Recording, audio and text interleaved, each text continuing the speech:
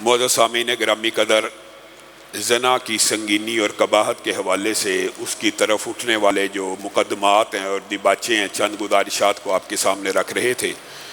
اسی بات کو آج میں آگے بڑھاؤں گا، لیکن اس سے پہلے ایک دو اعلانات سماعت فرما لیں۔ سب سے پہلی بات، انشاءاللہ درس کے بعد راکب بھائی اور ثاقب بھائی کے جو چچا کا انتقال ہوا ہے، انشاءاللہ ان کا نماز جنازہ درس کے فوراً بعد ادا کیا جائے گا اسی مسجد کے اندر۔ اس کے بعد 8 تراویحیں ہوں گی، اور انشاءاللہ اس کے بعد حضرت مولانا یوسف پسروری حافظہ اللہ آپ کے سامنے اپنی گزارشات کو رکھیں گے۔ اس کے بعد حافظ عثمان شاکر صاحب قاری، مشہور قاری، وہ انشاءاللہ آئیں گے اور آپ کو 3 وتر پڑھائیں گے۔ معزز سامعین گرامی قدر،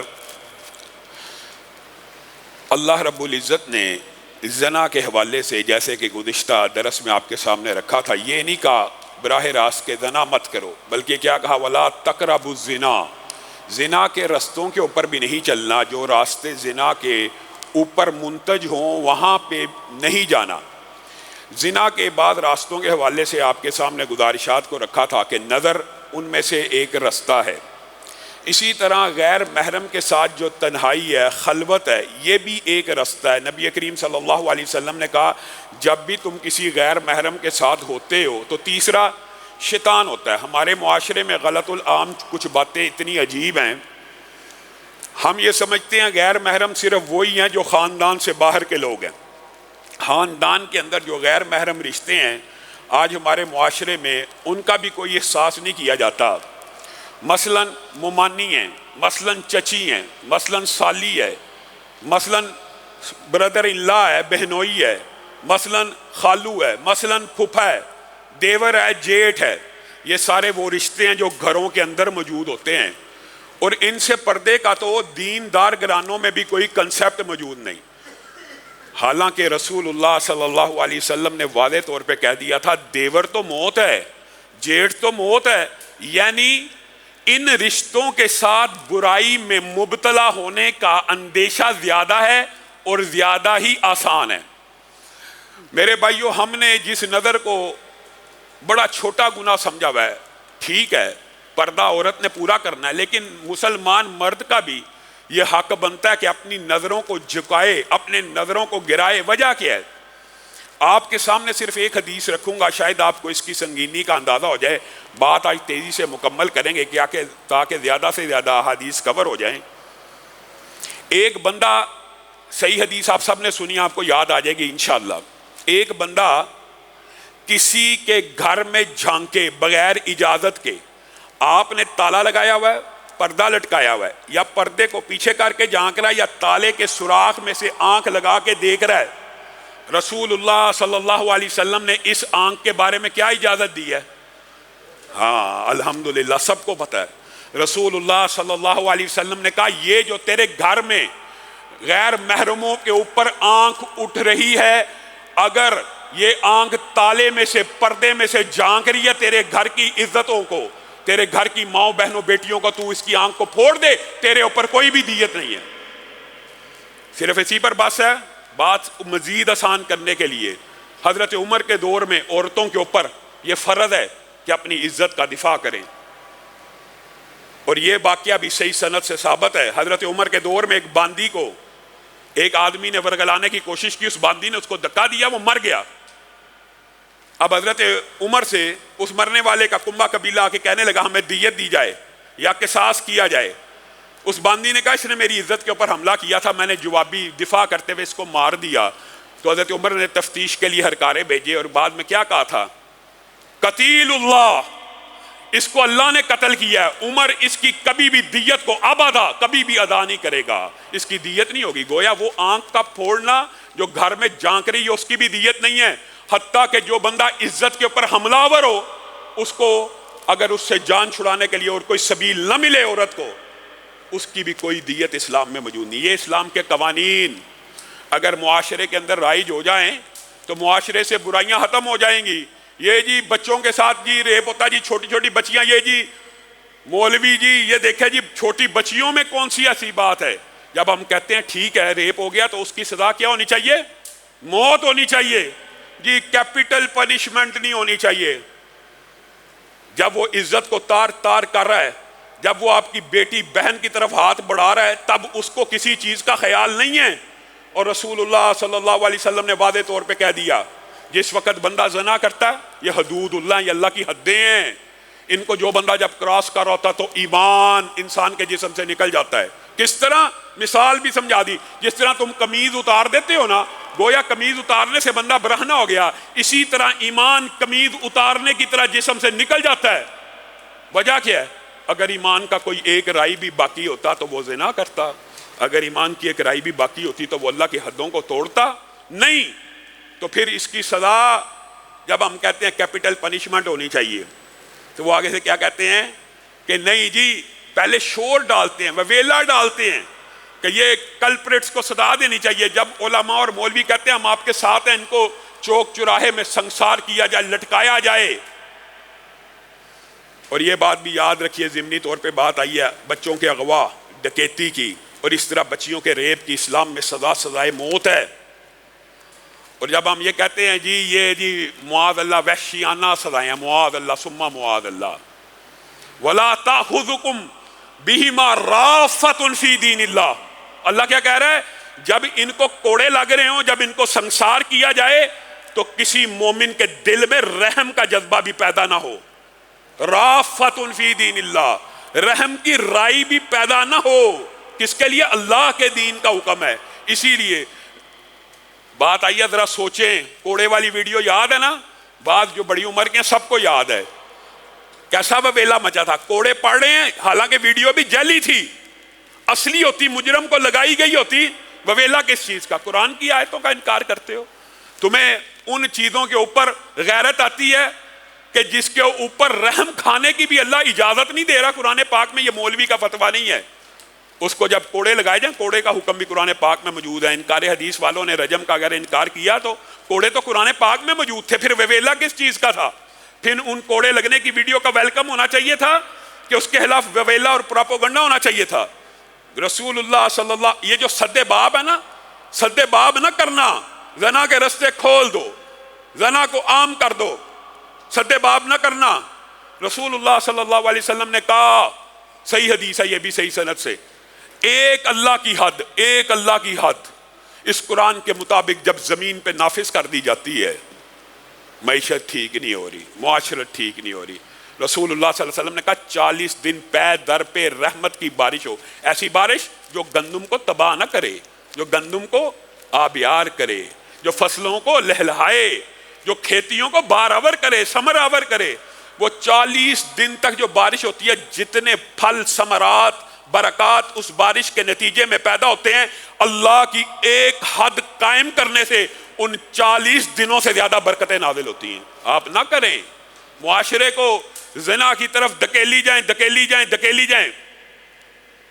من قتل من قتل دون اہلہ فہو شہید، جو بندہ اپنے اہل خانہ کا دفاع کرتے ہوئے، اس سے مراد محدثین نے کیا لیا ہے؟ اس سے مراد محدثین نے صرف یہ لیا ہے کہ اپنے خاندان کی، اپنی بیوی بچیوں کی، یا ڈاکو کے مقابلے میں یا عزت لوٹنے والے کے مقابلے میں دفاع کرے. من قتل دون اہلہ فہو شہید، فہو صرف اپنے اہل خانہ کی عزتوں کا دفاع کرنے والا بندہ اگر دفاع کرتے ہوئے مارا جائے تو شہید ہے. آپ معاشرے کے اندر کس قسم کا کلچر چاہتے ہیں؟ عجیب و غریب بات ہے. دوستیوں کا کلچر ہے. غامدی صاحب کے نزدیک ایک دوسرے سے مصافحہ کرنا بھی جائز ہے. میرے بھائیو، رسول اللہ صلی اللہ علیہ وسلم کی یہ حدیث ہے جس کی سند کے اوپر بعض لوگوں نے اعتراض کیا، لیکن دیگر جتنے بھی شواہد ہیں اس سند کو تقویت پہنچاتے ہیں.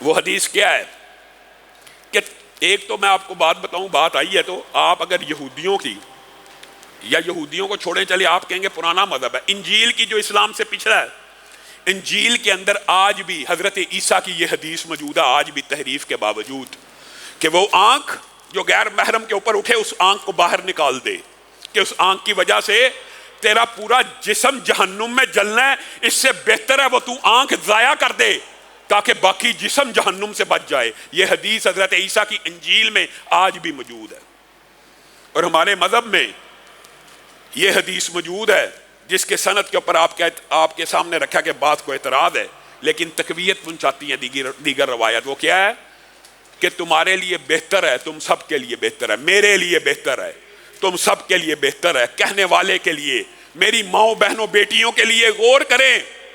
آپ سب کے لیے بہتر ہے کہ آپ کسی غیر محرم کو ہاتھ لگانے سے پہلے کسی غیر محرم کو چھونے سے پہلے اپنے ماتھے کے اوپر ایک کیل رکھیں اور ایک ہتھوڑی پکڑیں اور اس کیل کو اپنے ماتھے میں ٹھوک دیں. کس چیز سے بہتر ہے؟ غیر محرم کو ہاتھ لگانے سے پہلے. غامدی صاحب کے نزدیک مصافحہ بھی جائز ہے. رسول اللہ نے فرمایا میں عورتوں کو مصافحہ کرنے کے لیے نہیں آیا، حتیٰ کہ رسول اللہ جب آیات بیعت کی تلاوت کیا کرتے تھے عورتوں کو نہیں تھا پتا. ایک مرتبہ یہ بھی ہوا، ایک عورت نے پردے کی اوٹ سے ہاتھ کو سمجھا جس طرح مرد ہاتھ کے اوپر ہاتھ رکھ کے بیعت کرتے ہیں، تو ایسے ہی رسول اللہ کے ہاتھ کے اوپر ہاتھ رکھ کے بیعت کرنی ہے. رسول اللہ صلی اللہ علیہ وسلم نے اس پردے کی اوٹ سے آتے ہوئے ہاتھ کو دیکھا. رسول اللہ نے اس کو زبان سے خاموش کروایا یا اس کو کہا پیچھے ہو جا، بلکہ کیا کیا؟ اپنی آنکھوں کے اوپر اپنے ہاتھ کو رکھ لیا اور کہا ہے عورت، میں محمد صلی اللہ علیہ وسلم ہاتھ ملانا تو دور کی بات ہے، ان ہاتھوں کی برہنہ انگلیوں کو بھی دیکھنا گوارا نہیں کرتا. آپ کا اور میرا نبی شرم و حیا میں ایسا ہے. بعض صحابہ کے بارے میں عجیب و غریب واقعات ہیں، آپ حیران رہ جائیں گے سن کے، طویل باب ہے. اللہ کی قسم صحابہ تنہائی میں بھی رب کا حیا کیا کرتے تھے، اور بعض صحابہ نے یہ دعویٰ بھی کیا ہے کہ ہم نے تنہائی کے اندر بھی کبھی اپنے ہی جسم کی طرف، اپنے ہی شرمگاہ کی طرف متوجہ ہونا گوارا نہیں کیا. ایسے ایسے صحابہ، حضرت عثمان جیسے صحابہ موجود ہے، اور یہ حیا ہے. اور میں اور آپ ایسے بے حیا ہیں، بے لگام ہیں. حضرت ثوبان کی حدیث ہمیں یاد نہیں رہی اور زنا کے عقاب ہمیں یاد نہیں رہے. حضرت ثوبان نے کہا تھا یہ خاص طور پہ اللہ کے حدود کو توڑنے کے جرائم کے بارے میں حدیث ہے کہ کل قیامت کے دن پہاڑوں جتنی نیکیاں ہوں گی، سارے نیکیوں کے پہاڑوں کو نیکیوں کے پلڑے میں ڈالا جائے گا، وزن صفر، وزن زیرو، وزن رائی کا دانے کے برابر. یہ کون لوگ ہیں؟ اتنی نیکیاں لے کے آئے، اتنی عبادتیں لے کے آئے، ان کے گناہوں کو ان کی نیکیوں کو اتنا ہلکا کیوں کر دیا گیا؟ ان کی نیکیوں کا وزن ہی کیوں نہیں؟ وزن تلنے میں ہی نہیں آ رہا، 1 گرام وزن نہیں نکل رہا. یہ وہ لوگ ہیں جو نیکیاں تو کرتے تھے، لوگوں کے سامنے کرتے تھے، مسجد میں نمازیں پڑھتے تھے، مسجدوں میں آ کے خطبے دیتے تھے، لیکن جب اپنے گھروں میں چلے جاتے تھے، جب بھی تنہائی میں اللہ کی حدود کو توڑنے کا موقع ملتا تھا توڑ دیتے تھے. تنہائی میں کون سی حد توڑنے کا موقع ملتا ہے؟ محدثین نے یہ بھی لکھا سب سے زیادہ جو حد تنہائی میں توڑی جاتی ہے وہ غیر محرموں کے ساتھ توڑی جاتی ہے. ہاں شراب بھی ہے مانتے ہیں، لیکن یہ حد جو اللہ تعالیٰ نے قائم کی ہے، آپ اور میں چٹ چیٹ، چیٹنگ، ان چیزوں کو برا سمجھتے ہی نہیں ہیں. کسی عورت کے دل کے اندر محبت کا بیج بونا، کیونکہ حصے ذکاوت ہے. ایک اللہ تعالیٰ نے مخلوق ایسی پیدا کی ہے جو اپنی تعریف سے خوش ہوتی ہے. ساری دنیا کو، مردوں کو پتا ہے، وہ تعریف کر کر کے اس کے دل میں محبت کا بیج بوتے ہیں، لیکن ہمیں اس کے عقاب کا، ان کے نتائج کا اندازہ کوئی نہیں ہے. رسول اللہ صلی اللہ علیہ وسلم نے فرمایا مجاہد فی سبیل اللہ ہو، اللہ کے راہ پہ چلنے والا ہو. اس سے مراد علماء، خطباء، واعظین بھی ہیں اور مجاہد اور غازی بھی ہیں. اگر وہ اپنے کسی دوست یا خادموں کی یا ملازموں کی یا رشتہ داروں کی ڈیوٹی لگا کے جائیں، اور یہ حدیث بھی صحیح ہے، یہ حدیث بھی صحیح ہے کہ یہ جو مجاہدین ہوتے ہیں یا علماء یا واعظین ہوتے ہیں، یہ جو غازی فی سبیل اللہ ہوتے ہیں، ان کی بیویوں کا حکم امت کے لیے ماؤں جیسا ہے، ماؤں جیسا. کیونکہ یہ لوگ اللہ کے راستے پہ چلنے والے، دین کے راستے پہ چلنے والے ہوتے ہیں. ان کی زیادہ وقت، زیادہ سٹرگل، زیادہ محنت دنیا میں گزر رہی ہوتی ہے، تو باقی امت کے اوپر فرض ہے کہ اپنی ماؤں کا، ان کو ماؤں کی نظر سے دیکھیں، ان کا احترام کریں، ان کی ضروریات کا خیال رکھیں. تو رسول اللہ صلی اللہ علیہ وسلم نے کیا کہا؟ یہ جو عام جی کسی لڑکی سے بات کر لی، اس کو معاذ اللہ. اب ہمارا معاشرہ تو ایسا کہ محبت کا اظہار ہو یا نہ ہو کر دیا جاتا ہے, ہو بھی نہیں تو ویسے ہی دل کے نشان بھیجے جا رہے ہیں. یہاں پہ حدیث یہ ہے کہ جو بندہ کسی مجاہد فی سبیل اللہ یا غازی یا اسلام کے رستے پہ چاہنے والے کی بیوی جس کی ڈیوٹی لگائی ہوئی ہے کہ آپ نے یا اس بندہ گیا ہے تبلیغ کے لیے یا جہاد پہ کہ اس کا خیال رکھنا, تو وہ آ کے اس سے محبت کی باتیں کرے؟ نہیں, محبت کی باتوں کی بھی حدیثیں موجود ہیں. وہ آ کے اس کے ساتھ ایسا رویہ اپنائے, ایسا رویہ کہ وہ بیوی یہ سمجھے کہ جو میرے خامند نے اس کی ڈیوٹی لگائی ہے یہ اس سے بڑھ کے کر رہا ہے. کیا مطلب؟ ڈیوٹی تو یہ لگی تھی گھر کھانا پہنچا دینا, لیکن وہ بار بار کہہ رہا ہے آپ کو کسی اور چیز کی ضرورت تو نہیں, کھانے کے علاوہ ضرورت تو نہیں, گفتگو بڑھا رہا ہے, بات کو لمبی کر رہا ہے. لا تخضعن بالقول کا مطلب بھی یہی تھا کہ عورتوں کو اپنے لہجے اتنے نرم یا لوچدار نہیں بنانے چاہیے کہ جن کے دلوں میں مرد اب ابھر آئے, اور مردوں کو بھی یہ ڈورے نہیں ڈالنے چاہیے اور اس طرح کی باتیں نہیں کرنی چاہیے کہ وہ یہ سمجھے عورت یہ میری طرف اٹریکٹ ہو رہا ہے, میری طرف متوجہ ہو رہا ہے, میرے خامند نے جو ڈیوٹی لگائی تھی اس سے زیادہ میرا احساس کر رہا ہے. صرف یہ بات ہے حدیث میں کہ وہ اس کے دل میں یہ بیج بو دے جیسے میں اس کا زیادہ خیال کرنے والا ہوں. رسول اللہ صلی اللہ علیہ وسلم نے فرمایا اس بندے کو کل قیامت کے دن کھڑا کر دیا جائے گا اس مجاہد فی سبیل اللہ کے سامنے, اور مجاہد فی سبیل اللہ کو کہا جائے گا یہ وہ بندہ ہے جس کی تو نے ڈیوٹی لگائی تھی, اس کی رشتے میں تو ماں لگتی تھی لیکن اس کے دل میں کچھ محبت کا بیج بونے کی کوشش کی ہے. اب اس کا یہ پورے کا پورا نامہ اعمال نیکیوں کا تیرے سامنے ہے, مطالعہ کر لے, غور کر لے, جو نیکی چاہتا ہے لے جا. رسول اللہ صلی اللہ علیہ وسلم کی یہ حدیث یہاں تک ہوتی نا بات مکمل تھی, لیکن صحابہ کو سمجھانے کے لیے رسول اللہ نے کہا جس دن بندہ ایک ایک نیکی کو ترس رہا ہوگا تو کیا اس کی وہ ایک بھی نیکی چھوڑے گا؟ آپ نے یہ خیانت کو بڑا معمولی خیانت سمجھ لیا. کم عمر نوہیل بچیوں کو ایک دوسرے کے ساتھ گفتگو کر کے آپ نے یہ دعا زہرا والا کیس دیکھ نہیں لیا؟ کیسا معاشرہ ہے, 13-14 سال کے بچہ بچی بھاگ رہے ہیں گھروں کے اندر سے. اول تو یہ نکاح باطل ہے جو بغیر ولی کے ہو, لیکن آپ کے خیال میں اس کے عقاب اور نتائج نہیں ہیں, یا یہ جرم کوئی بڑا جرم ہی نہیں ہے آپ کے نزدیک؟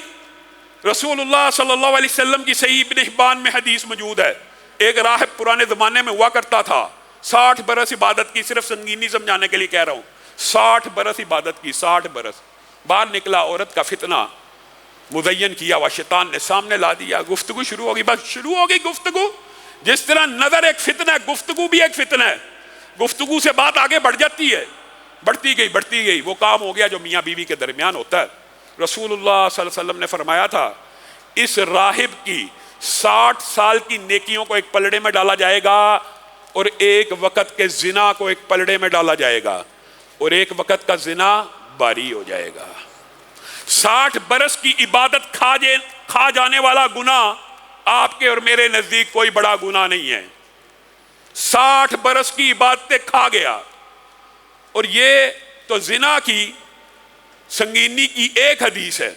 دوسری حدیث میں صرف زنا کے ایک دباچے کا ذکر بھی موجود ہے. اگر آپ میں سے کوئی شخص کسی شادی شدہ عورت کے بستر پہ بیٹھے, بستر پہ بیٹھنے سے یہاں مراد زنا نہیں ہے, جائیے حدیث کی تشریح دیکھ لیجیے, اس سے مراد یہی ہے کہ زنا کے دباچے کے طور پہ آمد و رفت شروع کر رہا ہے, اور وہ غیر محرم کے ساتھ ایک بستر پہ بیٹھ رہے ہیں. ابتدا یہیں سے ہوتی ہے, فاصلے اسی طرح کم ہوتے ہیں, پہلے نظر بہکتی ہے, پھر گفتگو بڑھتی چلی جاتی ہے, پھر قربت ہونا شروع ہو جاتی ہے, پھر اسی کے بعد ہی کچھ بے حیا ہوں تو ہوں, پھر ہی معاملہ چلتا ہے.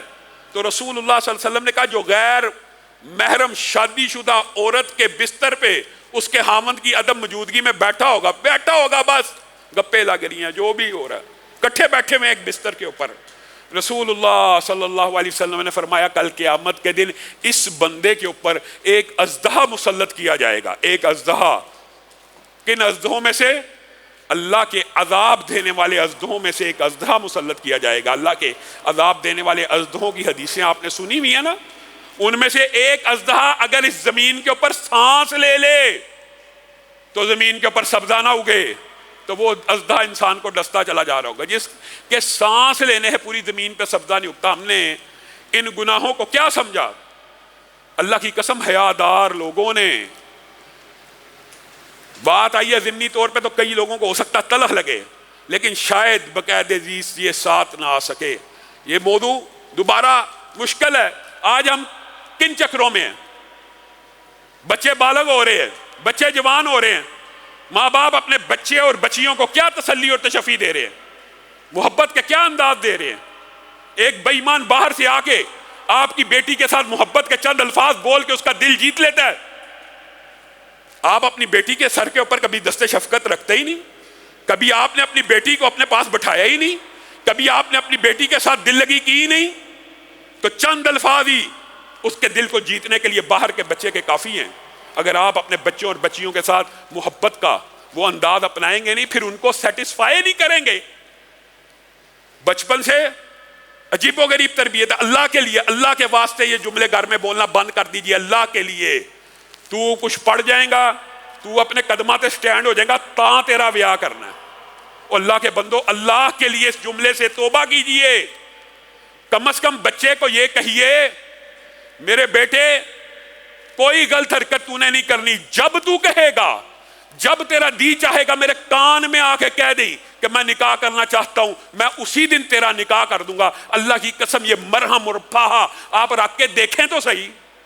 آپ اپنے بچے کو فرسٹریشن کا اسی دن سے شکار کر دیتے ہیں. جی تیری شادی، بیٹیوں کو بھی، ڈاکٹر نہیں بنو گی تو شادی نہیں کریں گے، پڑھو گی نہیں تو شادی نہیں کریں گے. جیسے ہی بچہ بچی بالغ ہو جائیں، اسلامی دینی تربیت یہ ہے اگر آپ کے پاس وسائل ہیں ان کی شادی کر دیجئے.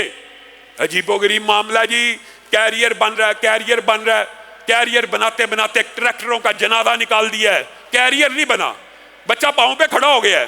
بچہ جہنم کے گڑھے میں جا گرا ہے پاؤں پہ کھڑا کرتے کرتے. کیریئر بن رہا ہے. آپ نے بچے اور بچی کو کیا کہنا ہے؟ یہ اسلامی تربیت ہے. اگر آپ کے پاس وسائل ہیں، ان یکونوا فقراء یغنیہم اللہ من فضلہ، اللہ کی قسم آپ فقیر ہوں. اگر بلوغت کے وقت رسول اللہ کی حدیث کے اوپر عمل کریں گے، قرآن کی آیت کے اوپر عمل کریں گے، ان یکونوا فقراء یغنیہم اللہ من فضلہ، اگر وہ فقیر ہی کیوں نہ ہوں گے اللہ تعالیٰ ان کو اپنے فضل سے غنی کر دے گا. عزت کی حفاظت ہے، عصمت کی حفاظت ہے. بچوں کو کیا کہنا ہے؟ اچھا جی معاشرے میں عجیب الٹا ٹرینڈ ہے جی. ہمارے بچے ہمیں کہتے ہیں جی شادی کر لو، شادی کرا دو، ہماری شادی ہونی چاہیے. بڑے بے حیا تو ہے. یہ بچہ با حیا ہے. وہ اپنی عزت کی حفاظت کرنا چاہتا ہے جو تیرے کان میں بار بار آگے کہہ رہا ہے میرا نکاح کرو. تجھے یہ بچے بے حیا لگ رہے ہیں؟ الٹا آج کل معاشرے کے اندر صاحب ہے. اور دوسری بات، اگر آپ کے پاس وسائل نہیں ہیں آپ بچوں کی یہ تربیت تو کریں. بیٹا جہاں تو چاہتا ہے میں تیری منگنی وہاں کروں گا، جہاں تو چاہتا ہے میں تیری شادی وہاں کروں گا. بیٹی کو بھی یہ کہ جو تجھے اچھا لگتا ہے میں کوشش کر رہا ہوں، میں سٹرگل کر رہا ہوں، میں وہاں تیری شادی کروں گا، فکر نہ کر. اور میں آپ کو ایک بات بتاؤں، اگر آپ اپنے بچوں بچیوں کو ان برائیوں اور فحاشیوں اور رانیوں اور اس سیلاب سے بچانا چاہتے ہیں، ان کی نسبتیں طے کر دیں. اگر آپ یہ سمجھتے ہیں کہ ابھی شادی کے وسائل نہیں، نسبت طے کریں. نسبت طے ہونا بھی سدے باب کے اندر علماء نے لکھا ہے. کیوں؟ کیا ہوتا ہے؟ انسان ایک طرف متوجہ ہو جاتا ہے. اللہ تعالیٰ قدرتی طور پہ دونوں دلوں کو ایک دوسرے کی طرف مائل کر دیتا ہے. ادھر ادھر دیکھنے کی پھر شیطان تو ہے ہی ہے لیکن گنجائش کم ہو جاتی ہے. اور پھر ان کو ہر وقت حوصلہ دیتے رہے، ان کے اوپر محنت اور تربیت کرتے رہے. جب تو کہے گا تیرا نکاح ہو جائے گا مجھے تیری شکایت نہیں آنی چاہیے. یہ اگر آپ الفاظ کہیں گے نا تو بچے کے اندر فرسٹریشن پیدا نہیں ہوگی کہ میرا باپ تو جب میں چاہوں شادی ہو جائے گی، میرا باپ تو مجھے سپورٹ کرنے کے لیے تیار ہے، میری ماں تو مجھے سپورٹ. اگر آپ کہیں گے نہیں میں تیری شادی کرنی ہی نہیں جدوں تک تیرا جناب تو ڈاکٹر نہیں بن جاتا، پھر بچہ بے ایمان بن جائے گا. ڈاکٹر پھر پیسے بنانے والی مشین بناتے رہیں بچوں کو. پھر آپ ان سے یہ چاہتے ہیں یہ بچے ہمارے لیے صدقہ جاریہ بھی بن جائیں. پھر وہ آپ کو پیسے تو بیچتے رہیں گے، امریکہ سے بھی پیسے تو آتے رہتے ہیں لیکن بچے جنازوں میں شریک نہیں ہوتے. آپ نے ان کو بنایا ہی پیسے بنانے والی مشین ہے، پھر گلا کس چیز کا؟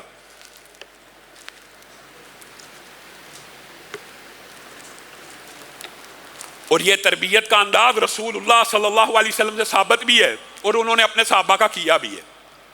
حضرت ابو ہریرہ خود بیان کرتے ہیں. میرے بھائیو حدیثیں ان کی ایک ایک حدیث جتنی حدیثیں بیان کی ہیں تشریحات لمبی ہیں لیکن چاہتا ہوں تیزی سے بات مکمل ہو.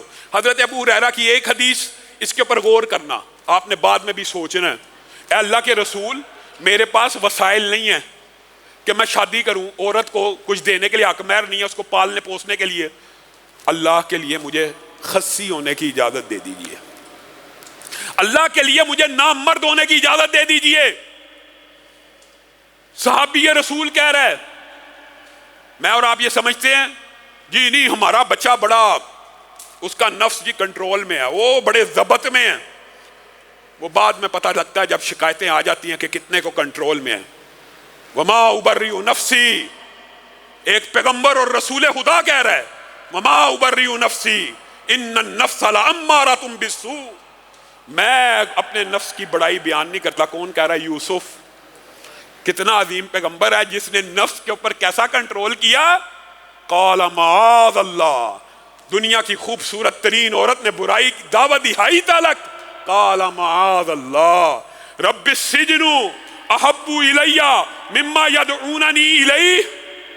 اے اللہ 9 سال کی قید برداشت کر لوں گا, اس چیز کی طرف نہیں جاؤں گا. وَإِلَّا تَصْرِفْ عَنِّي كَيْدَهُنَّ, اور ساتھ ہی اللہ سے مدد بھی مانگ لی, اللہ اس فتنے کو دور کر دے, ان عورتوں کو میرے سے پیچھے لے جا, ان کو پیچھے ہٹا دے. وَإِلَّا تَصْرِفْ, اللہ کو کہہ رہے ہیں اللہ اگر تو نے ان کو پیچھے نہ کیا اصبو الیہن, میں اس فتنے کا شکار ہو جاؤں گا. وَأَكُن مِّنَ الْجَاهِلِينَ, نعوذ باللہ, اور میں جاہل ہو جاؤں گا پیغمبر اور رسول ہونے کے باوجود. پھر کہہ رہے ہیں وما ابرئ نفسی, میں اپنے نفس کی بڑائی بیان نہیں کرتا. کوئی انسان یہ سمجھے کہ میں میرا بڑا کنٹرول میں ہوں. نبی اور پیغمبر بھی کہہ رہے ہیں دیکھیے عصمت اور عزت کی حفاظت کے لیے 9 برس قید کو برداشت کیا. 9 برس. اگر ایک حضرت ابو ہریرہ کی یہ حدیث سمجھ آ جائے نا کہ اللہ کے رسول نام مرد ہو جائیں, ہمیں اجازت دے دیجئے, ہمیں شہوت ہوتی ہے, نفس ابھارتا ہے, یہ عورتوں اور مرد دونوں کے لیے یکساں ہے. اسی طرح دیگر صحابہ سے دوسری حدیث میں شامل ہے کہ اللہ کے رسول ہم غزوات میں جاتے ہیں, جنگیں لڑتے ہیں, ہمارے نفس بھی ہیں, کیا ہم خسی نہ ہو جائیں, ہم نامرد نہ ہو جائیں, اپنی عزتوں کی عصمتوں کی غیر حلال شدہ رستوں کی طرف دیکھنے کی بجائے اپنے آپ کو کہہ رہے ہیں. میں اور آپ نے کیا تربیت کی اپنے بچوں کی, یہ ہلے چھوٹی ہے, ہلے بچی ہے, بچی ہے, بچی ہے, بچی ہے, ابھی بچی ہے, یہ بچیاں ہی ہیں. ان کے ڈریس دیکھ لیں, ان کے لباس دیکھ لیں, بچی بالغ ہو جاتی ہے, بازو کپڑوں کے ساتھ موجود نہیں ہے.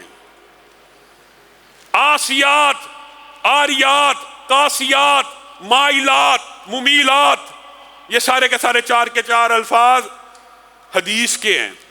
آریات ہیں, ننگیاں ہیں, قاسیات ہیں, مائلات ہیں, ممیلات ہیں.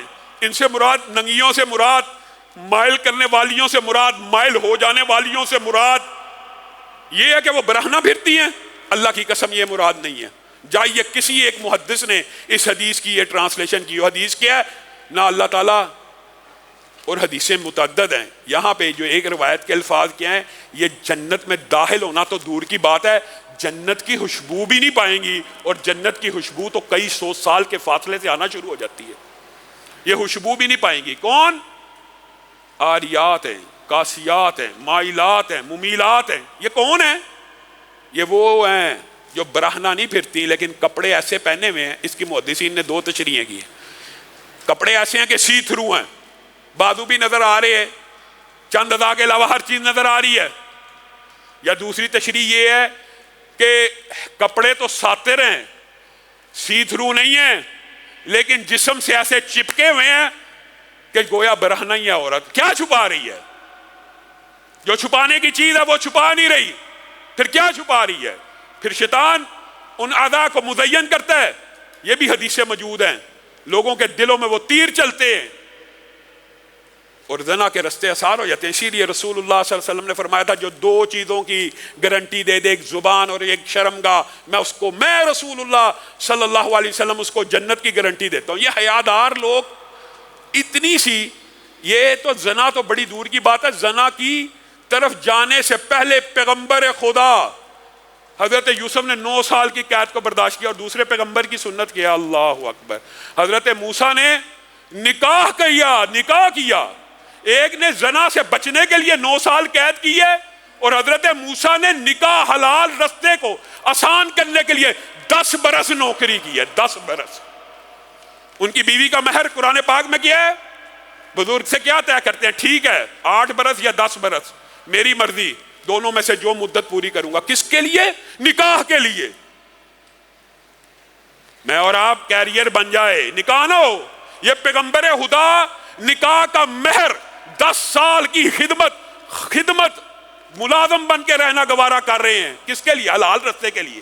حلال رستے کے لیے. آپ نے حلال رستے کو بڑا چھوٹا سمجھا ہوا ہے. نکاح کی اتنی عظمت ہے. اور حضرت مریم کے اللہ کی قسم قوم کے اوپر بھی بندہ قربان جائے. یا اخت ہارون ما کان ابوک امرأ سوء وما کانت امک بغیہ. قوم بھی کتنی عظیم تھی جن میں زنا اتنی بری بات سمجھی جاتی تھی. اے ہارون کی بہن، نہ تیرا باپ برا تھا نہ تیری ماں ایسی تھی، یہ کیا اٹھا لائی ہے.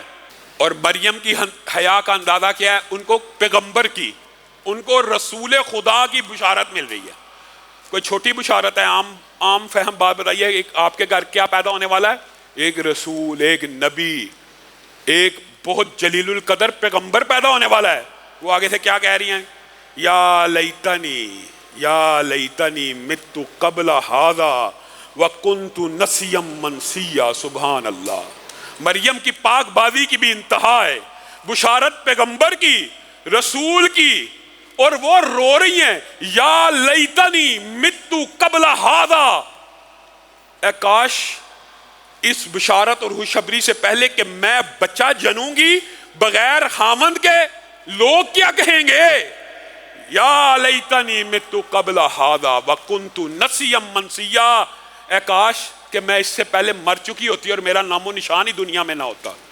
ماں عائشہ کی پاک بازی کا عالم کیا؟ 6 باتیں ہیں محدثین نے ذکر کی ہیں. جب پتہ لگا تہمت لگی ہے، ماں باپ کو کہنے لگی میرے ساتھ آپ نے صلہ رحمی نہیں کی، آپ نے مجھے بتایا ہی نہیں کہ میرے بارے میں یہ الزام لگ رہے ہیں. بے ہوش ہو کے گر پڑی، بخار کی شدت میں اضافہ ہو گیا، جسم کانپنے لگا.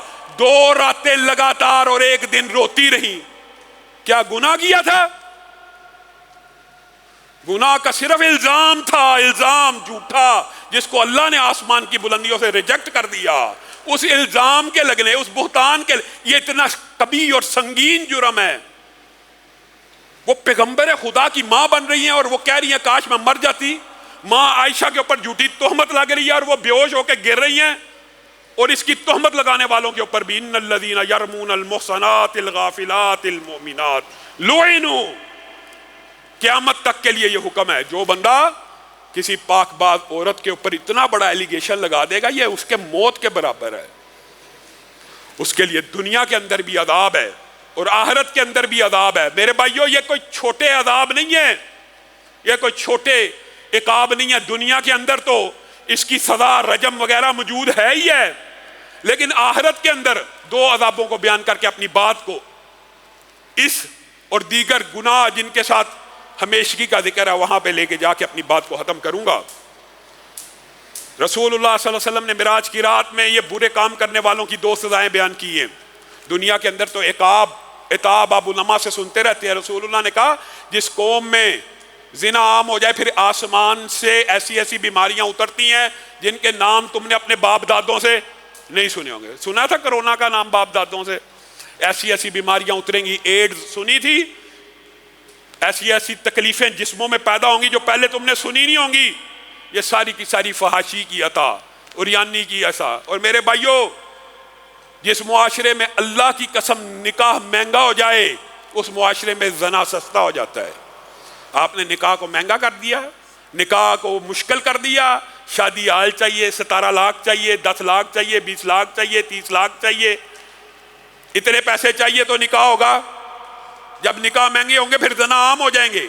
رسول اللہ نے کہا میں نے تندور دیکھا تھا، تندور کے اندر آگ جلی ہوئی تھی، برہنہ عورتیں، مرد اوپر آتے تھے، آگ کم ہوتی تھی، پھر اوپر آتے تھے، پھر کم ہوتی تھی، پھر اوپر آتے تھے.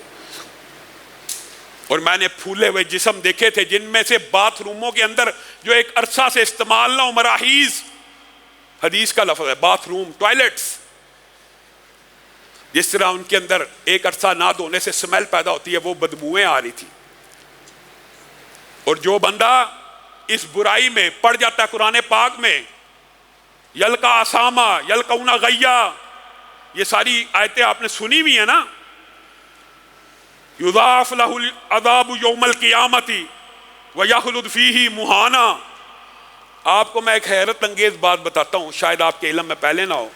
قرآن پاک کے اندر 3 جرائم ایسے ہیں جہاں پہ جن کے عوض خالدین، خالدن، مخلد ویخلد کا لفظ آتا ہے. وہ 3 برائیاں کون کون سی ہیں؟ ایک شرک ہے، دوسرا کسی مومن کو قتل کرنا، اور تیسرا زنا ہے. ہمیں زنا کے بارے میں علم نہیں ہے. اس کے ساتھ بھی وَيَخْلُدْ فِيهِ مُحَانًا، ہمیشہ ہمیشہ کے لیے اللہ معاف فرمائے. ہمیشگی کا عذاب شرک والے کے ساتھ تھا. ہم نے تو صرف شرک سنا ہوا ہے، نہیں، جس نے مومن کو قتل کیا متعمدن اس کے لیے بھی خالد کا لفظ موجود ہے، اور جس نے زنا کیا اس کے لیے بھی ہمیشگی کا لفظ موجود ہے. اور اللہ بچائے ہمیشگی سے. یہ ہمیشگی کا عذاب آپ حیران رہ جائیں. میرا ارادہ تھا اس مرتبہ اس حوالے سے گفتگو ہو، لیکن وقت تیزی سے گزر گیا. آپ حیران رہ جائیں گے کہ جہنم کی ہمیشگی کا اگر آپ غور کریں کہ ایک حدیث بیان کر سکتی ہے، وہ یہ ہے ساری زندگی عیش و آرام میں رہنے والا 1 سیکنڈ کے 1000ویں حصے میں جہنم سے غوطہ لگایا جائے گا، ساری آسائشیں بھول جائے گا 1 سیکنڈ کے 1000ویں حصے، اور یہاں پہ ہمیشہ کے لیے رہنا ہے. کبھی سورہقہ صعودا ہے، پہاڑ چڑھنا، ہاتھ رکھنے ہیں، ہاتھ پگھل جانے، ہاتھ اٹھانے ہیں، پاؤں پگھل جانے ہیں، ہاتھ رکھنے، ہاتھ پگھل جانے ہیں، چڑھی جائے گا، چڑھی جائے گا. یہ عذاب چھوٹے عذاب ہیں جس کی آگ کی شدت اور حدت دنیا کی آگ سے 70 گنا زیادہ ہے. 70 گنا. سورج بھی دنیا کی ہی آگ ہے، یہ لیزر بھی دنیا ہی کی آگ ہے، یہ تانبے کی بٹیاں، یہ لوہے کی بٹیاں، یہ ان سے 70 گنا زیادہ تیز آگ ہے جو جسم کو پگھلائے گی، جلسائے گی. اور قرآن پاک کی آیت کیا ہے؟ کلما نضجت جلودہم بدلناہم جلودا غیرہا. اگر کوئی ڈاکٹر بیٹھا ہے وہ اس آیت کو سمجھ سکتا ہے بڑی آسانی سے. کلما نضجت جلودہم بدلناہم جلودا غیرہا. ڈاکٹر بھی آج یہ کہتے ہیں کہ یہ جو جلد اور سکن ہوتی ہے، اس میں ریسپٹرز، درد کے وصول کرنے کے ریسپٹر اسی میں موجود ہوتے ہیں. اگر یہ ساڑی کی ساڑی چمڑی سڑ جائے، اتر جائے، تو درد کا احساس باقی نہ رہے یا اتنی شدت باقی نہ رہے. درد کی شدت سب سے زیادہ جلد محسوس کرتی ہے. تو اللہ تعالیٰ نے یہ وہمہ اور یہ وسوسہ بھی دور کر دیا. کلما نضجت جلودہم بدلناہم جلودا غیرہا. جب جب تمہاری سکن جل جائے گی ان کو نئی سکن عطا کی جائے گی، لیذوقوا العذاب، تاکہ وہ نئے سرے سے عذاب کا ذائقہ چکھتے رہیں، ہمیشہ نئے سرے سے عذاب کا ذائقہ چکھیں. پھر جل جلے گی، پھر نئے سرے سے عذاب کا ذائقہ چکھیں. اللہ معاف فرمائے. وہ جو احوال جہنمیوں کے بیان کیے ہیں جو ہمیشہ رہیں گے، اللہ معاف فرمائے. اللہ تعالیٰ ہم سب کو محفوظ فرمائے. اللہ ہم سب کو رمضان ختم ہونے سے پہلے پہلے جہنمیوں کی فہرست سے آزاد کروائے. رسول اللہ صلی اللہ علیہ وسلم نے ہر جہنمی کی، اور قرآن پاک میں ہر جہنمی کی جو ایک صفت بیان کی، اللہ تعالیٰ محفوظ رکھے. ہر جہنمی. بعض لوگ کہتے ہیں کچھ عرصہ جہنم میں رہ بھی لیں گے تو پھر نکل ہی آنا ہے. کچھ لوگ کہتے ہیں ہمیں جہنم میں گرمی نہیں لگے گی، میاں والی کی گرمی زیادہ تیز ہے. رسول اللہ صلی اللہ علیہ وسلم نے ارشاد فرمایا کہ جو جہنم کے اندر صرف پانی پلایا جانا نا بندے کو، جب وہ ہونٹ کے قریب آئے گا اوپر والا ہونٹ سر سے بھی اوپر چلا جائے گا اور نیچے والا ہونٹ زمین پہ گر جائے گا. یہ صرف پانی کی بات ہے. اور اس سے ساتھ کیا ہوگا؟ وَشَارِبُونَ شُرْبَ الْحِیمِ. اسی گرم پیپ والے ابلتے ہوئے پانی کو یہ ایسے پیے گا جیسے بھوکا اور پیاسا اونٹ پیتا ہے جس کو بیماری لگی ہوتی ہے پانی پینے کی. اس طرح اس پانی کو پیے گا اور اس کو زقوم میں سے کھلایا جائے گا. یہ میں تفصیل نہیں بیان کر رہا، صرف ایک ایک چیز بیان کر رہا. زقوم ایک ایسا پودا ہے کہ لو انا قطرۃ من الزقوم، اگر زقوم کا ایک قطرہ، قطرۃ فی الدنیا، ایک قطرہ، اس کا ایک رس کا ایک قطرہ زمین کے اوپر گر جائے، لفسدت الارض ومن فیہا. اور دوسری روایت میں کیا ہے؟ لفسدت الارض وما فیہا. اگر زقوم کا ایک قطرہ زمین پہ گر جائے تو زمین پہ پھر قیامت تک سبزہ نہ ہو سکے گا اور اس کی ساری معیشت اور معاشرت تباہ و برباد ہو جائے گی. فمالیون منہ البطون، یہی وہ زقوم ہوگا جن سے ان کو پیٹوں کو اپنے پیٹوں کو بھرنا پڑے گا. اس پانی سے اور اس زقوم سے کھانے کے لیے جو جو تیار ہے تو وہ کرتا رہے گناہ. پھر جہنمی مکالمات کہیں گے، دوڑتے پھریں گے.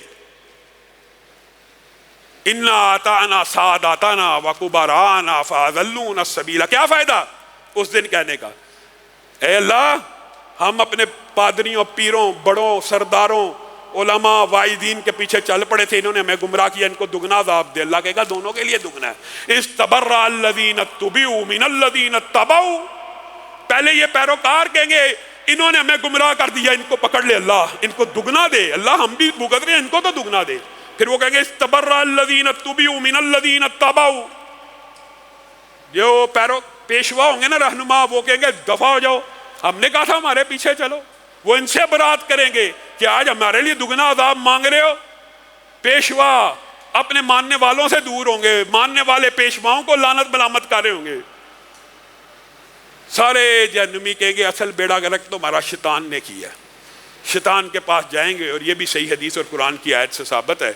وہ اس دن خطبہ دے گا جہنم میں بیٹھ کے آگ کے اوپر، فلا تلومونی ولوموا انفسکم. قرآن کی آیت ہے. مجھے ملامت کر رہے ہو، میرے پاس آ گئے ہو کہ میں نے پہنچایا ہے. اللہ کی قسم تم میں سے ہر ایک اپنے نامہ اعمال کی وجہ سے جہنم میں آیا ہے. میں نے تو تمہیں صرف وعدہ کیا تھا، میں نے تو تم سے صرف دھوکہ دیا تھا. تمہیں رسول آ کے بتا گئے تھے کہ میرا دھوکہ جھوٹا ہے، میرا وعدہ جھوٹا ہے، میری بات جھوٹی ہے. تم نے نہیں مانی، میرے پہ الزام لگا رہے ہو.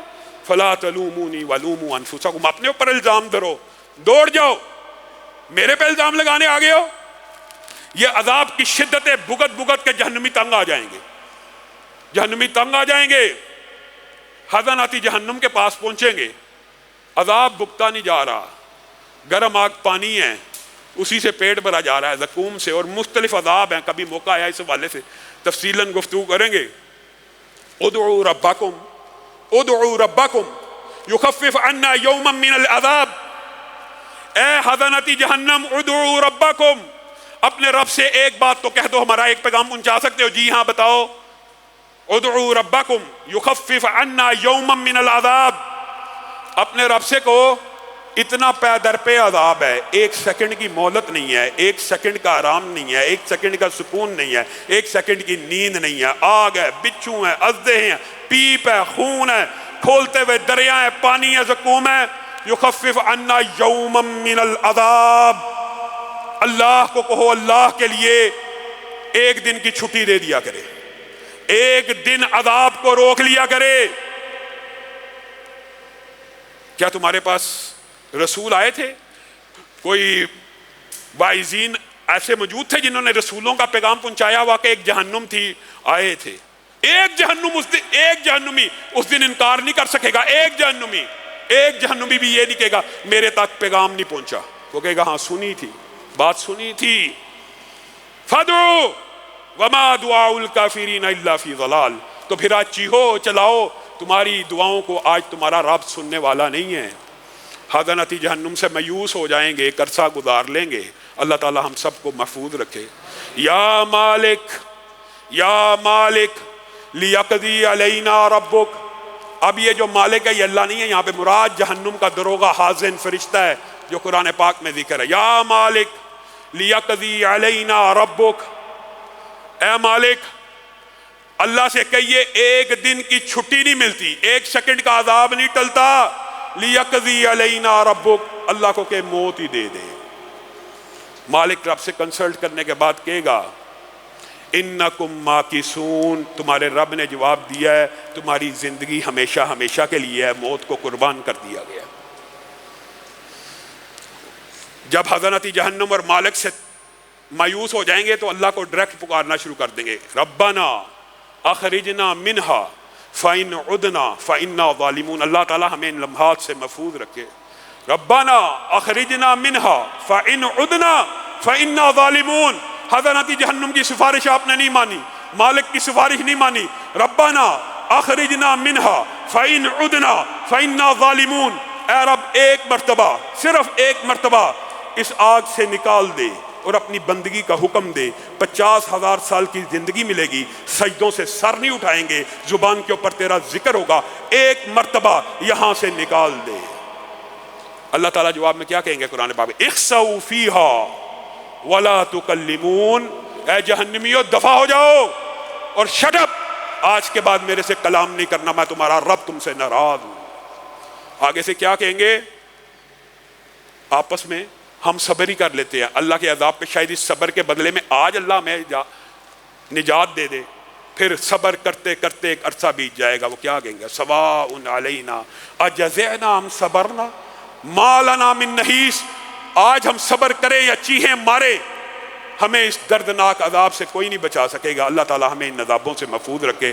سبحان ربک رب العزت عما یصفون وسلام علی المرسلین والحمد للہ رب العالمین۔